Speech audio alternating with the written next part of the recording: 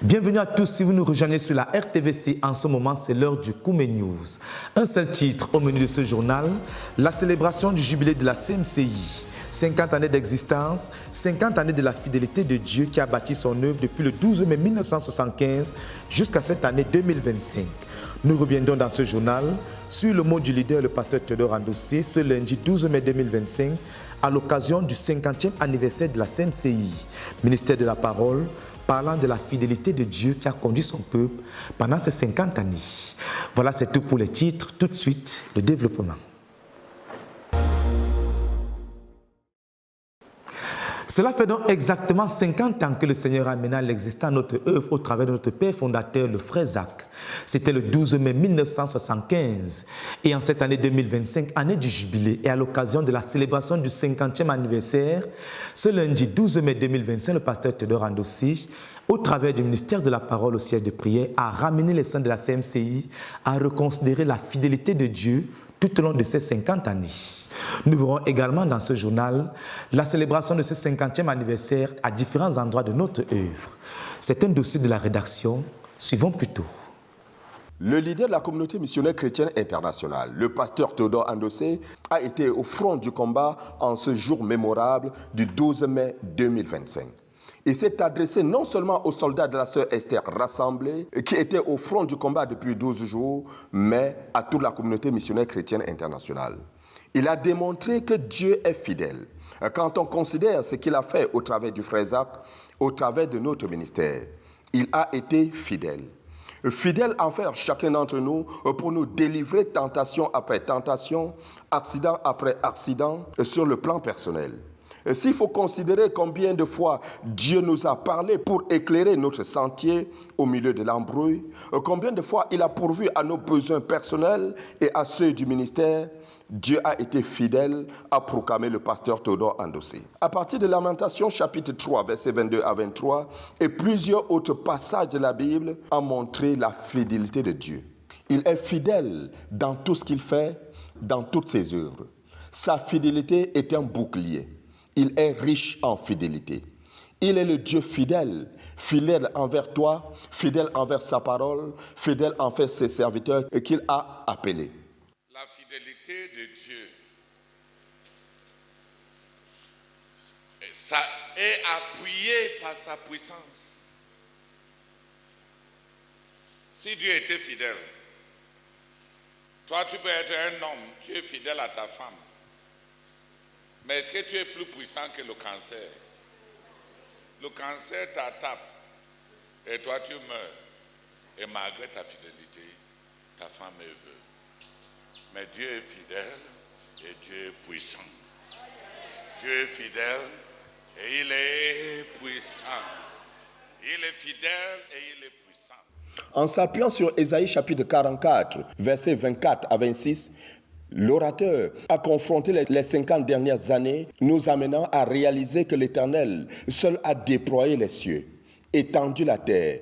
Il a porté notre ministère tout au long, confirmant les paroles de ses envoyés, annulant les signes, toutes les tendances et les méga-tendances et toutes les méga-tendances de notre génération, accomplissant ainsi les paroles de son serviteur, le professeur Zachariah Tané Fomom. C'est l'Éternel donc qui est prêt à tout pour que tous les plans, les projets annoncés par son serviteur se réalisent.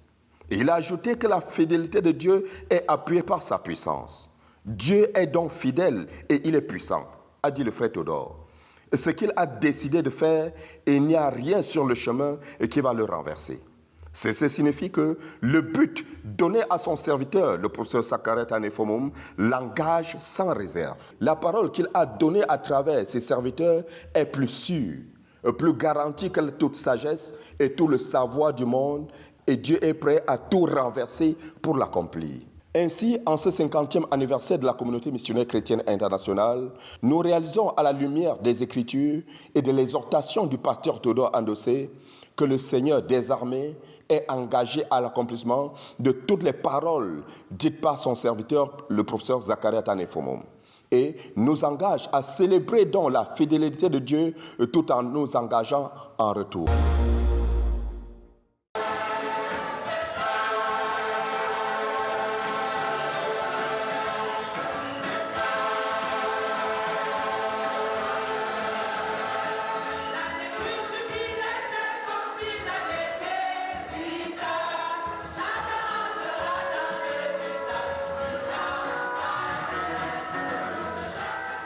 Ce 12 mai 2025 est jour solennel de l'anniversaire de la CMCI, marqué il y a 50 ans par l'arrivée au Cameroun du frère Zacharias Tanefomoum, père fondateur.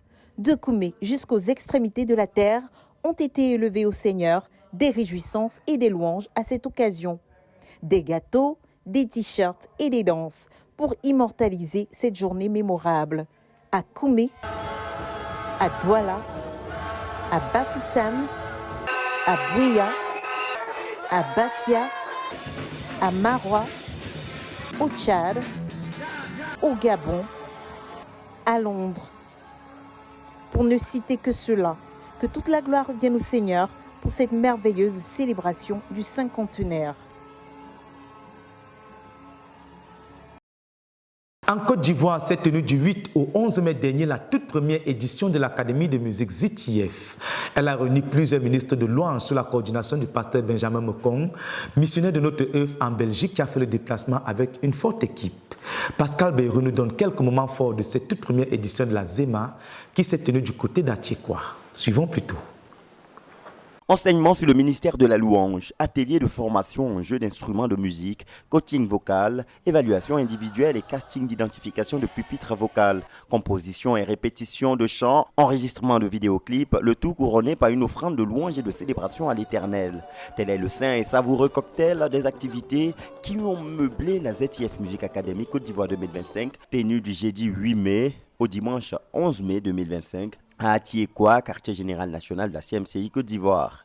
Les sémeurs de Côte d'Ivoire, venus de tous les horizons de la nation, ont pu joyeusement recevoir et expérimenter les grandes richesses et bénédictions de la ZTF Music Academy, institution engagée à implanter et promouvoir dans l'œuvre le ministère de louange et d'action de grâce à travers une musique de qualité conforme aux standards divins.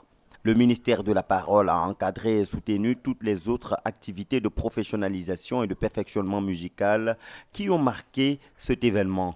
Le pasteur Benjamin Mekong, ministre assistant du leader Théodore Ndossé dans le domaine de la louange et responsable de la dite institution, a rappelé les vérités clés des enseignements donnés par le pasteur Théodore Ndossé pendant les précédentes ZEMA et UMPJ des ministres de louange.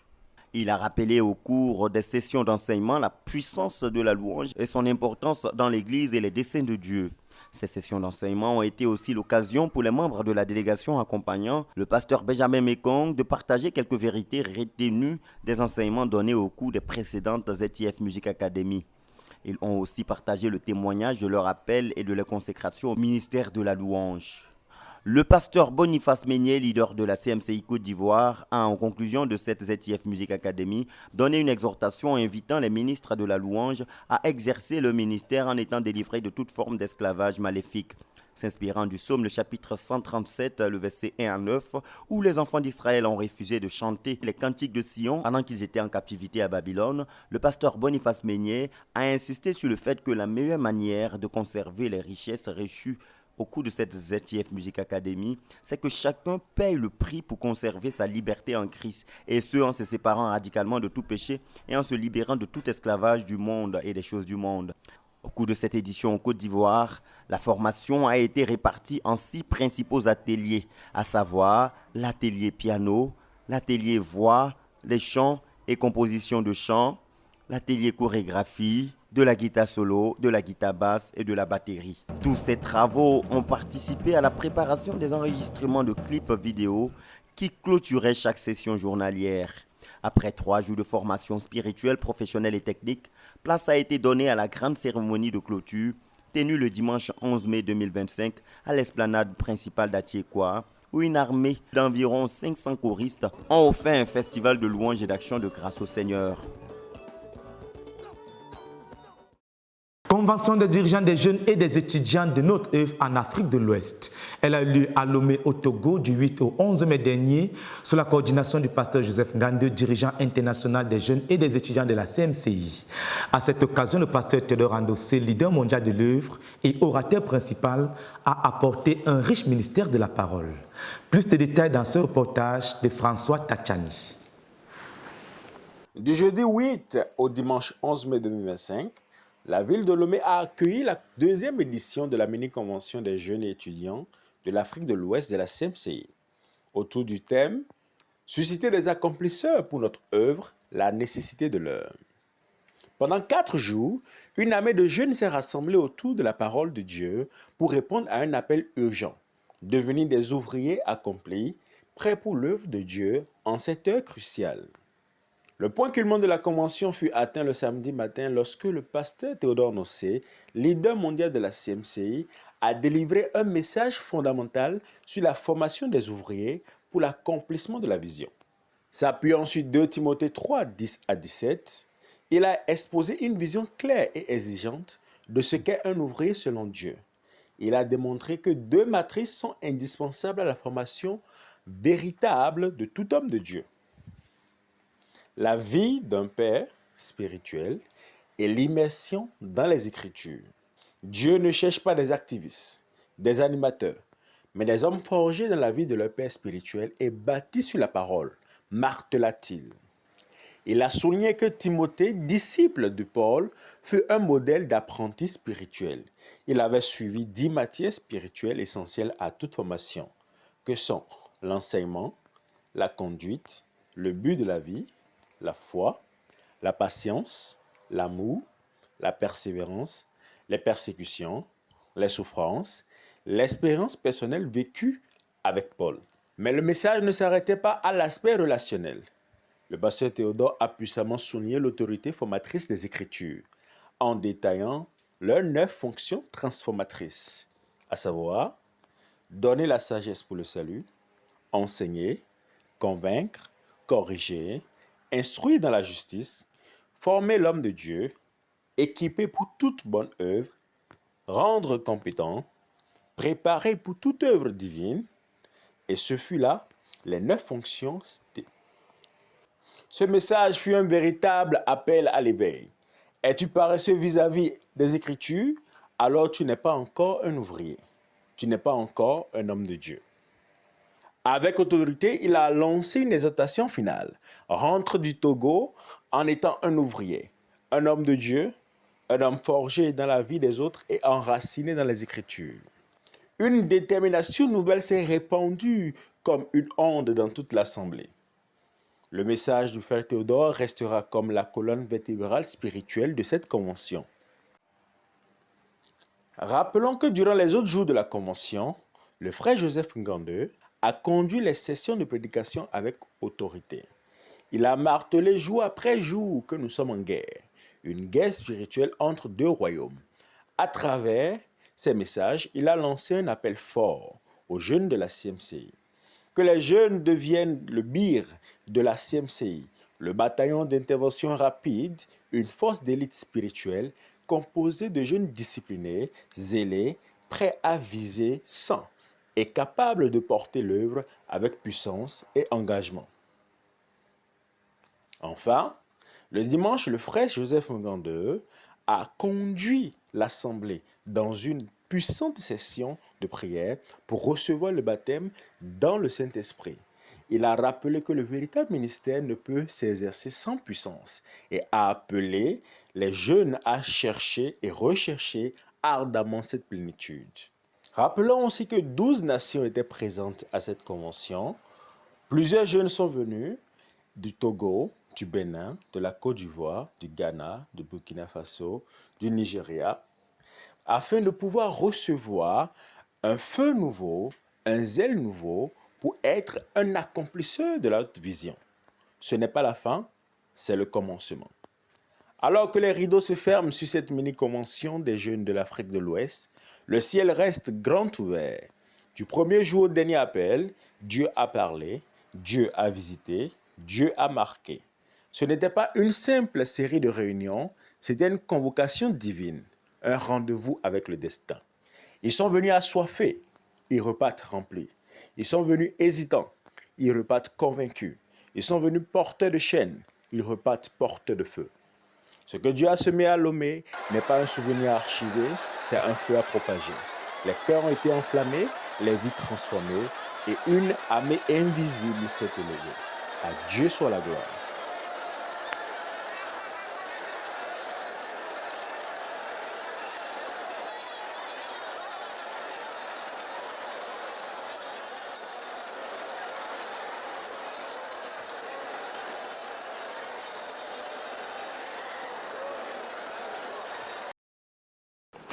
Du côté de Paris, en France, s'est tenue le 3 mai dernier la Mini-RAM Europe.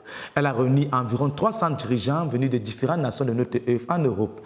Et à cette occasion, le pasteur Constant Yonke a rendu ministère autour de l'importance de la responsabilité individuelle dans l'accomplissement de notre but. Les dirigeants ont été enrichis et sont partis pour se mettre au travail. Le reportage. La nuée est sur l'Europe. C'est par ces paroles que le Seigneur, pendant la Convention européenne de 2021, a révélé le rôle de l'œuvre en Europe dans l'accomplissement du but de la phase 3 de notre ministère. Ainsi, chaque année se tient une mini-retraite des assistants du ministère en Europe.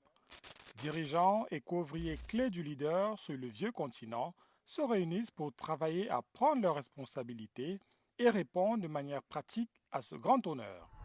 En cette année de jubilé, la Mini-RAM Europe s'est tenue du 3 au 4 mai en France, rassemblant plus de 300 participants venus de 21 nations européennes, dont l'Angleterre, l'Allemagne, la Belgique, l'Italie, la Moldavie, l'Espagne, le Portugal, l'Albanie, la République tchèque, le Danemark, la Suède, pour ne citer que celle-là. Les enjeux devant nous étant sans aucun doute d'une envergure inédite, le Seigneur a jugé bon d'amener du Cameroun pour cette édition 2 ministres assistants du leader, le frère Théodore Ndossé, les frères Georges Timba et Joseph Ngande, respectivement responsables de la base du leader à Yaoundé et dirigeant mondial des jeunes de notre ministère. Après introduction de la retraite et présentation des différentes délégations, les frères Constant Yonke et Philippe Donald ont communiqué sur le fardeau et les directives du leader concernant cette rencontre. En effet, confrontant les résolutions prises par l'Europe durant la dernière RAM, comme sa contribution au but quinquennal de notre ministère, il était question de savoir qui a décidé de faire quoi. À l'instar du frère Paul Bello et de quelques autres dirigeants qui avaient pris un engagement personnel pour l'accomplissement du but de la phase 2, le besoin saillant de l'heure, c'est des gens qui prendront responsabilité au niveau individuel. Dieu recherche le « je ».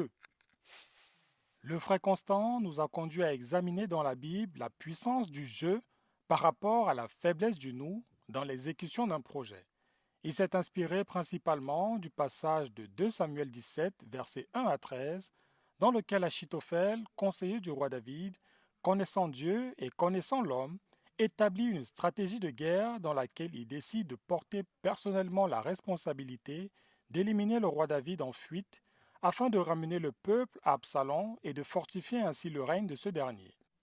« Laisse-moi choisir 12 000 hommes, je me lèverai et je poursuivrai David cette nuit même, je le surprendrai, je l'épouvanterai, je frapperai le roi seul et je ramènerai à toi le peuple. » Cette responsabilité personnelle aurait certainement conduit à la victoire d'Absalom, n'eût été l'intervention de Dieu au travers du contre-conseil trompeur de Hushaï l'Archien et sa stratégie basée sur le « nous ».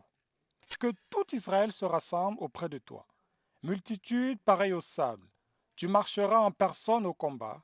Nous arriverons à lui en quelque lieu que nous le trouvions. Nous la traînerons au torrent. La généralisation de la responsabilité conduit à l'inertie et l'absence de résultats, car personne n'est concrètement responsable de quoi que ce soit. Il a terminé son propos par une invitation à la remise en question personnelle. Dans quelle catégorie es-tu? Peux-tu voir ce qui n'existe pas et éprouver de la joie à le transformer en réalité?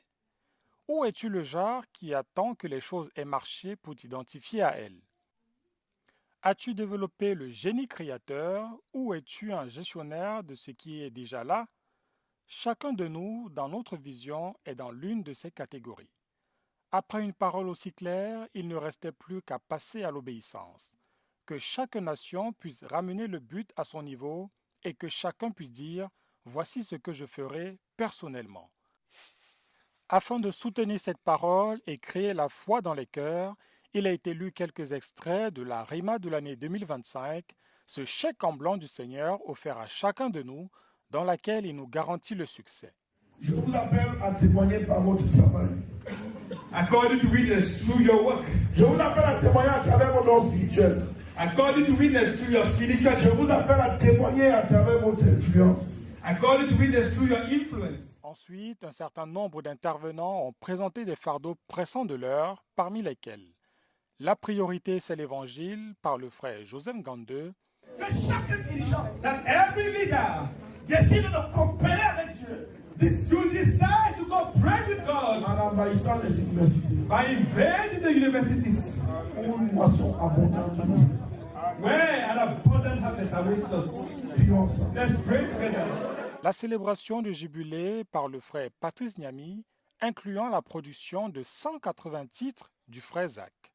La présentation de la prochaine concertation missionnaire de 2026, particulièrement la construction du hall de 100 000 places au quartier général par le frère Georges Timba. L'envoi des missionnaires par le frère Philippe Donald, le fonds d'urgence du ministère par le frère Ghislain Dormeau, l'entrepreneuriat pour la conquête du monde par le frère Steve Tagne. Les nations et chaque délégué, dans leur prise de responsabilité, devaient considérer ces fardeaux ainsi que les résolutions quinquennales de l'Europe qui, pour rappel, incluent 1,5 milliard d'euros pour la production de notre littérature, 1000 couples missionnaires internationaux, 1000 sommes pour le fonds d'urgence du ministère, la construction du hall de la Convention mondiale et l'entrepreneuriat indispensable pour susciter les ressources pour la conquête du monde. Le lendemain, les nations se sont ensuite retrouvées en atelier avec pour tâche de préciser leurs contributions nationales chiffrées dans chacun de ces différents fardeaux. Au-delà de cette exhortation à adopter la stratégie de guerre gagnante, il est à relever que nous avons été bénis à plusieurs égards par la communion fraternelle entre les frères réunis, l'exhortation à déconstruire les quêtes d'ambition égocentrique pour mieux porter la conquête du monde, et l'exhortation en cette année de jubilé à rendre grâce au Seigneur pour les bienfaits reçus de lui. La retraite s'est achevée par la bénédiction des frères de l'Église en France présents, en reconnaissance à leur déploiement et leur dévouement sans réserve au service des saints rassemblés durant cette mini-rame Europe, qui est un témoignage de la croissance dans l'harmonie et le travail d'équipe. C'est sur cette note de victoire que le frère Philippe Donald a recommandé les saints à la grâce de Dieu pour leur voyage retour dans leurs nations et localités. Nous rendons de multiples actions de grâce au Seigneur qui est en train de se trouver un corps de dirigeants forts et unis pour l'accomplissement du but de cette phase 3, pour la RTVC Aristide Niamsi. Chers téléspectateurs présents, nous allons revenir sur la célébration du cinquantenaire de la CMCI. Et pour en parler ce soir, nous avons un invité de marque sur ce plateau. Il s'agit du pasteur Machongon, deuxième vice-chancelier de l'Université mondiale de la prière et du jeûne. Bonsoir, pasteur. Bonsoir, Dan. Alors, c'était le 12 mai 1975 que le professeur Zacharias Stanefomum, père fondateur de la CMCI, atterrissait au Cameroun. Et ce même jour, notre œuvre a décollé à vive allure. Et ça fait 50 années de fidélité du Seigneur et de grands accomplissements de la main de Dieu. Alors, quelques moments forts de ce voyage de 50 ans. Merci beaucoup. Atterri au Cameroun le 12 mai 1975, Frère Zach a commencé immédiatement à prêcher l'Évangile. Et en prêchant l'Évangile, il rencontrait les obstacles. Et il était déjà un homme de prière. Et il a reçu au lieu de la prière qu'il fallait enlever les obstacles pour pouvoir prêcher l'Évangile plus facilement et pour ouvrir le chemin aux multitudes pour prêcher l'Évangile. Donc de 1975 jusqu'en 1987, il a prêché l'Évangile activement, vivement, à Yaoundé et partout le territoire du Cameroun. Mais il rencontrait les obstacles. Et les obstacles étaient là sans cesse croissants. C'est la raison pour laquelle il s'est préparé avec ses contemporains, ceux qui étaient avec lui, suffisamment. Et ils avaient lancé une tentative de renverser le prince satanique du communisme qui régnait à l'époque et qui tenait captif plusieurs personnes, des multitudes, des millions de personnes par tout le monde. Et la bataille là a été entamée et la première victoire contre le prince satanique du communisme en 1987. Le prince était renversé. Et effectivement, en 1990, les pays anciennement communistes étaient libérés. Deuxième bataille contre les obstacles à la prédication de l'évangile était chez soi, à la maison à Yaoundé, où il prêchait. Le prince satanique de Yaoundé, qui s'opposait à la prédication de l'évangile, qui s'opposait à l'implantation des églises. Lui aussi, par la prière et le jeûne, était renversé en avril 92. Et puis, ça continue. Après le prince satanique de Yaoundé, le prince satanique de Douala. Après le prince satanique de Douala, le prince satanique du Cameroun.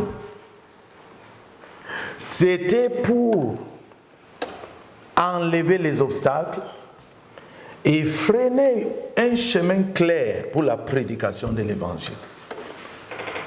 Et après le prince satanique du Cameroun, qui était le 4e prince,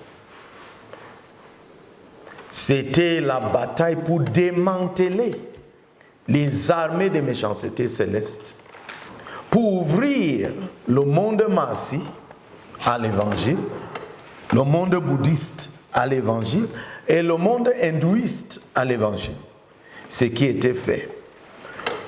Pour ceux qui ne croient pas, en 1987, par un jeune et toute une croisade de prières contre le prince satanique du communisme, le monde communiste a été ouvert, le communisme démantelé et la prédication de l'évangile est devenue facile. Et les autres, toutes les dénominations, tous les prédicateurs pouvaient maintenant avoir l'accès au monde communiste. C'était fait au lieu de la prière. Même chose avec les autres.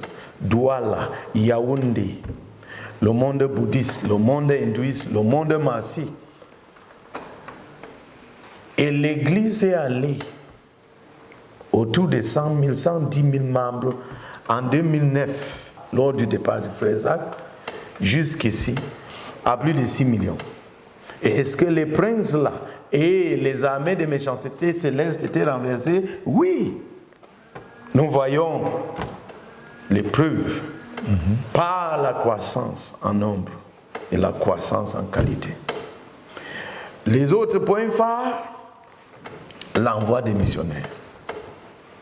Je me rappelle le 17 août 1993, frère Zach parlait de comment on était sur le point d'envoyer les missionnaires dans d'autres pays à partir du Cameroun pour payer notre dette. Frère Zach a dit que l'Afrique devait une grande dette à l'Europe, à l'Occident, parce que l'Afrique avait reçu tellement de missionnaires et l'Afrique n'a envoyé pas les missionnaires. L'ère était arrivée où l'Afrique devrait commencer à envoyer les missionnaires. Et on allait commencer à envoyer les missionnaires dans d'autres pays du monde à partir du Cameroun. En décembre 1993, on a effectivement commencé à envoyer les missionnaires. J'étais là, j'ai vu ça de mes propres yeux. C'était vraiment magnifique. Alors, pasteur, rapidement, parlant de l'ère missionnaire, alors, l'impact direct de l'envoi des missionnaires et des renversements des armées de méchanceté. Alors, en termes de nations pénétrées, est-ce que des nations ont été pénétrées effectivement? Oui. À partir du On est allé d'une seule nation en 1975 à 154 nations pénétrées. Avec évidemment plus de 6 millions de membres. Là où l'Église a commencé en 1975, 4 membres, Frère Zach, Momé Priska, Sœur Ruth et Paul. On est à plus de 6 millions. Alors, c'est donc face à... On ne peut pas tout dire en quelques minutes. Nous ne pouvons que dire que le Seigneur a été fidèle. Ces 50 années sont 50 années de fidélité de Dieu. Et pasteur, le peuple de la CMC, il y a de cela quelques jours, a célébré le 50e anniversaire de la CMCI ici au quartier général, pendant le siège révolutionnaire de prière en cours et puis dans d'autres nations. Alors, voir les saints célébrer ces 50 années, qu'est-ce que ça a suscité chez vous? C'est une très grande joie. Parce que de ces 50 ans, j'ai été là 33 ans. De ces 50 ans, j'ai été là 33 ans. Et arrivé il y a de cela 33 ans, j'avais les histoires et les événements frais racontés par ceux qui étaient là. Et la commémoration me rend très joyeux. Amen. Parce que si il n'y a pas de célébration de ce que Dieu a fait, on va oublier. Si on n'a pas les commémorations, les mémorials de ce que Dieu a fait, bientôt nos enfants vont oublier ce qui s'est passé. Donc la célébration, c'est pour ne pas oublier. C'est pour que nous ayons ça frais. Parce que le but n'est pas encore accompli. Amen. Et la plupart des contemporains du frère Zach qui sont là maintenant ne seront pas là quand on va remettre le but accompli au Seigneur en 2065. Donc il faut célébrer ça. Année après année, il faut célébrer les victoires du Seigneur à travers notre ministère pour pouvoir nous rappeler de la vie du frère Zach, du ministère du frère Zach, de ce que Dieu lui a commandé pour que nos enfants continuent à poursuivre le but que Dieu nous a donné avec nous pendant que nous sommes là. Parce que de nous-mêmes, on ne va pas accomplir le but là. On va accomplir le but que Dieu a donné, nous a donné à travers frère Zach, avec nos enfants, avec les enfants, d'ici 2065. Donc il nous faut les célébrations, il nous faut les mémorials à tout prix pour que nous n'oublions pas ce que Dieu a fait et pour que nous n'oublions pas là où nous sortons et là où nous nous dirigeons. Alors, merci. Il nous faut les célébrations pour que nous n'oublions pas d'où nous venons et où nous allons. C'est donc sur cette parole du pasteur Mathieu que nous allons mettre un thème à cette interview. C'est donc 50 années de la fidélité de Dieu dans la provision, la protection et bien d'autres choses encore. Merci de nous avoir suivis, pasteur. Merci beaucoup. Merci beaucoup. Que Dieu vous bénisse et merci pour cette interview enrichissante.